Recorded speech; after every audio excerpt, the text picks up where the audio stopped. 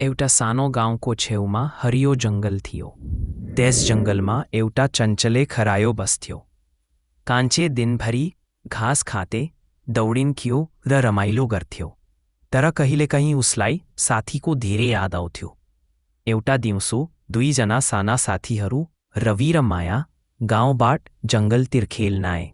उनीहरूले रङ्गीचङ्गी फूल टिपे, रुख चढा र हाँस्दै रमाइदै जङ्गलभित्र पुगे। अचानक रविले एउटा खरायो देख्यो। खरायो डराया झाडीभित्र लुक्न खोज्यो। तर माया चुपचाप बसिन् र भनिन्, डर नमान नानी खरायो, हामी तिमीलाई दुख दिँदैनौ। कान्छेले बिस्तारै टाउको निकाल्यो। रविले आफ्नो झोलाबाट एउटा गाजर निकालेर खरायोलाई देखायो। खरायोको आँखा चम्कियो। ऊ नजिक आयो र गाजर चपचप खायो। त्यस दिनदेखि रवि, माया र कान्छे गहिरा साथी बने। माया कहिले कान्छेलाई पिठ्यूमा बोकी जङ्गल घुमाउँथिन्।